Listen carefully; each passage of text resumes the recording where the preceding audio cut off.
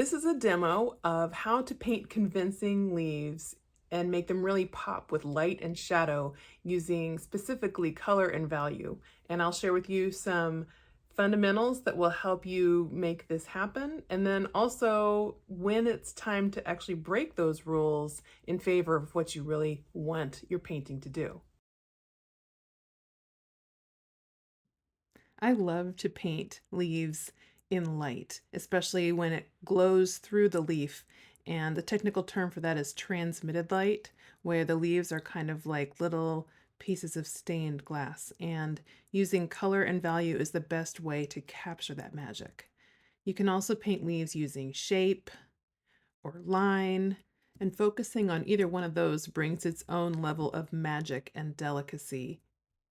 But if you really want to depict light, you're going to need to use value. And if you want the emotionality that light can bring, such as making something glow, then you're definitely going to also want to have some color. So here's a great book by James Gurney called Color and Light, and it's for realist painters. And each little section has its own little tip and trick about different ways to show light using color. And one of his tips is for transmitted light through leaves and how to handle the whole painting leaves thing. So here are his 4 ideas. Transmitted light would always be a warmer and lighter value, and then the leaves that are in shadow facing down would be the darkest value. And then if it's in shadow but it's facing up, it would be a dark value, but there'd be a bluish tint because of the sky. And then the part in the sun would be the highest value. So following these ideas without questioning them will lead to, a serviceable depiction of a plant, but it won't necessarily bring in life and nuance. First of all, leaves can be really curvy, and so these changes of angle can affect their value and their color. Also, what about the undersides of leaves? They may be facing down and in shadow, but what if the undersides happen to be lighter in that variety? And finally, plants aren't usually in a vacuum, and so unless you're doing like a botanical illustration, there are going to be other elements around the plants that might be having some kind of reflection or color bounce or light bounce that might interrupt these basic rules and ideas. So I love to keep these in mind as I'm looking at something to paint, but really the magic is in observing closely what's in front of me and reacting to it with paint.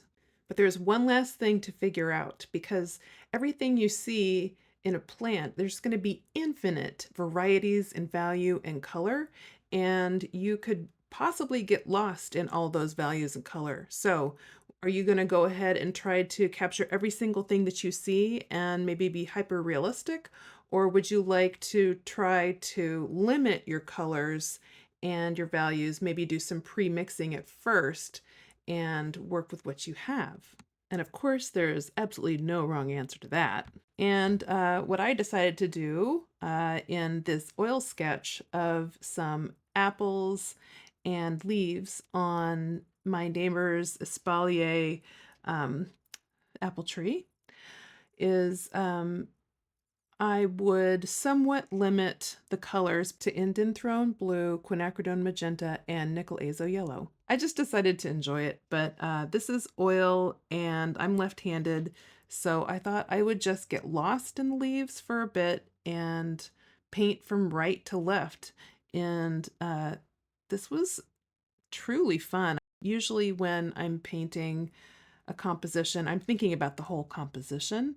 And I did take this photo, reference photo myself. And so I liked the sort of sense of all over lost in leaves kind of quality of the photo and just have the subject be more about the dappled light and the complicated leaves and the apples sort of peeking out from between the different leaves. So yeah, I think that this was a very fun exercise. And of course, what I'm using here is the colors that I need to mix Hooker's Green because I'm investigating Hooker's Green this week. I think I'd like to limit my values next layer. This is my first pass, and so I think in the next layer I will have, you know, a real sense of light, mid-tone, dark. That way you can best really appreciate the abstraction of this and have the sense of the overall composition. As you can see, it's relatively close abstraction to the original photo, which is on the left.